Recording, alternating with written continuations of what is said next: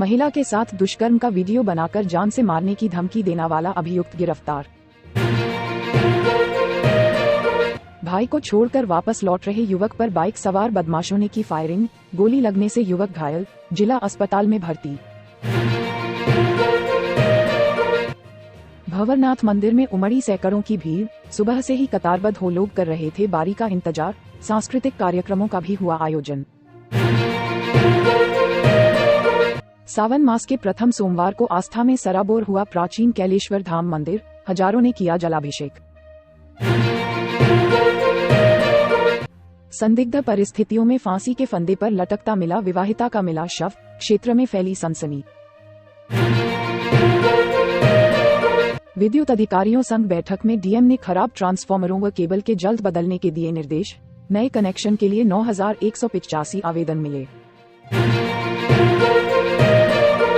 जहानागंज क्षेत्र में महिला के साथ दुष्कर्म का वीडियो बनाकर जान से मारने की धमकी देने वाला अभियुक्त गिरफ्तार किया गया है। दिनांक 5 जुलाई 2023 को वादिनी द्वारा थाना स्थानीय पर शिकायत किया गया था कि 2019 में एक शादी में देवानंद पुत्र जितेंद्र निवासी महरूपुर थाना मुबारकपुर से मेरी जान पहचान हुई थी और उससे मोबाइल फोन से बातचीत होने लगी। कुछ दिन के बाद देवानंद ने कहा कि मैं तुमसे शादी करूंगा और बहला फुसलाकर मेरे साथ संबंध भी बना लिया और फिर शादी करने से मना करने लगा और बार बार कहने लगा कि मैं तुम्हारा वीडियो बनाया हूँ, अगर तुम हमसे नहीं मिलोगी तो मैं वीडियो वायरल कर दूंगा और तुम्हें जान से मार दूंगा। तब मैं डर गई। उसके बाद मैंने अपनी सारी बात मम्मी को बताया, जिसके आधार पर थानीय पर 304/23 धारा 376/506 भादवी पंजीकृत कर विवेचना प्रारंभ की गई। संबंधित अभियुक्त देवानंद कुमार पुत्र जितेंद्र को महुआ मुरारपुर बाजार मोड़ से गिरफ्तार कर लिया गया। भाई को बाजार छोड़कर वापस आजमगढ़ जनपद के जियनपुर कोतवाली अंतर्गत कठैचा गांव की पुलिया स्थित भट्ठे के पास बीती रात करीब 8 बजे मोटरसाइकिल से आए बदमाशों ने बाजार में भाई को छोड़कर घर जा रहे युवक को गोली मार दी। घटना के बाद युवक की चीख पुकार सुनकर ग्रामीण दौड़ पड़े। मौका देखकर बदमाश फरार हो गए। जियनपुर कोतवाली क्षेत्र के कालिकापुर गांव निवासी राजेश यादव उम्र 35 वर्ष पुत्र दलसिंगार ने कोतवाली में प्रार्थना पत्र देकर अवगत कराया कि वह रविवार की रात करीब 8 बजे अपने भाई विजय यादव को मालटारी बाजार छोड़ने गया था। घर वापस आते समय कठैचा गांव के पुलिया स्थित भट्ठे के पास पुरानी रंजिश के चलते गांव के ही जितेंद्र यादव पुत्र श्यामदेव यादव जान से मारने की नियत से फायर किया, लेकिन गोली दाहिने पैर की जांघ में लग गई। युवक को गंभीर हालत में परिजनों द्वारा जिला अस्पताल में भर्ती कराया गया। तहरीर के आधार पर पुलिस ने धारा 307 के तहत मुकदमा दर्ज कर लिया। युवक ने बताया कि अपनी जान का खतरा देखते हुए युवक ने जियनपुर पुलिस से कई बार अपनी जान माल की गुहार लगाई, लेकिन पुलिस ने उस पर ध्यान नहीं दिया। पूछने पर इस बाबत जियनपुर कोतवाली पुलिस ने बताया कि निवासा और पैसे के लेन देन को लेकर दोनों पक्षों के बीच काफी दिनों से विवाद चल रहा है। मामले में मुकदमा दर्ज करके छानबीन की जा रही है। आजमगढ़ में सावन के पहले सोमवार को लेकर शिवालयों में सुबह से ही श्रद्धालुओं की भीड़ उमड़ने लगी थी। शहर में जगह जगह मंदिरों में शिव भगवान को लोग जल चढ़ाने के लिए पहुंच रहे थे, लेकिन आजमगढ़ शहर के पश्चिम छोर पर स्थित भंवरनाथ मंदिर पर तो मानो मेले जैसा माहौल था। सुबह से ही मानो जनसैलाब उमड़ पड़ा था। सैकड़ों की भीड़ पहुंच रही थी। दर्शन पूजन जलाभिषेक के लिए लोग अपनी बारी का इंतजार कर रहे थे। कतार बंद होकर लोग गर्भगृह में प्रवेश कर रहे थे।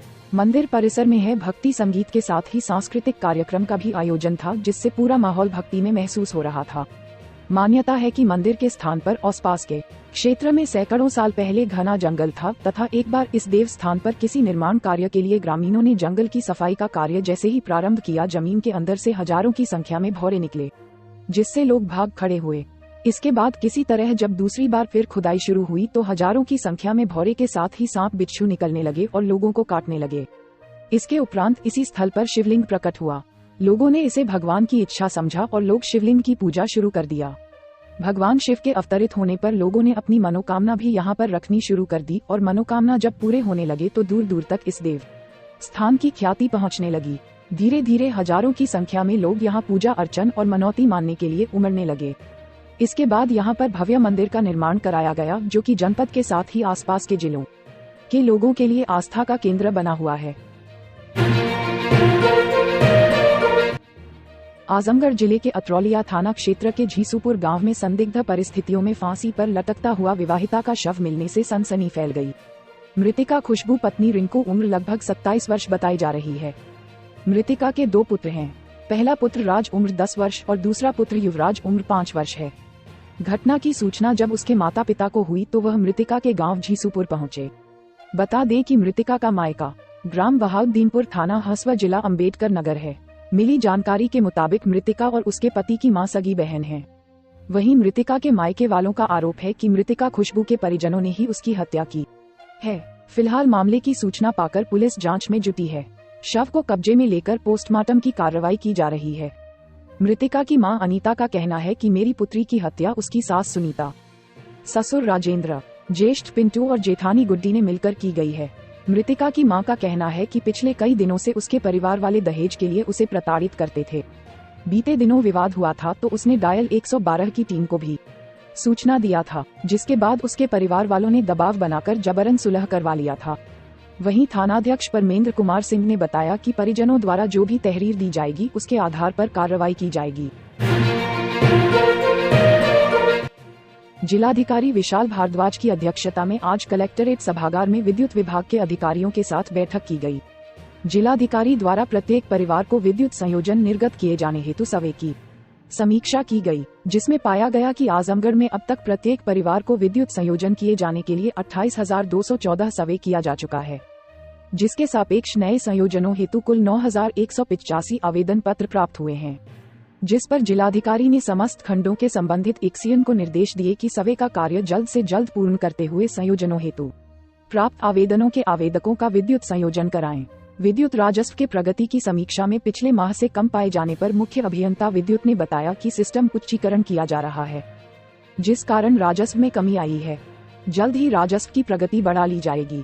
इसी के साथ ही हाई लॉस फीडर की समीक्षा करते हुए जिलाधिकारी ने समस्त खंडों के एक्सीएन को निर्देश दिए कि जो व्यक्ति कटिया कनेक्शन किए हैं उनका नया विद्युत संयोजन कराएं। यदि वे ऐसा नहीं करते हैं तो उनके विरुद्ध उचित कार्यवाही करना सुनिश्चित करें। उन्होंने ये भी निर्देश दिए कि शहरी एवं ग्रामीण क्षेत्रों में जो भी ट्रांसफार्मर जल रहे हैं उसको निर्धारित समय सीमा के अंतर्गत बदलना सुनिश्चित करें। जिलाधिकारी द्वारा आरडीएसएस योजना की समीक्षा की गई, जिसमें जिलाधिकारी ने समस्त खंडों के एक्सीएन को निर्देश दिए कि केबल बदलने का जो कार्य चल रहा है उसमें तेजी लाते हुए जल्द से जल्द पूर्ण करना सुनिश्चित करें।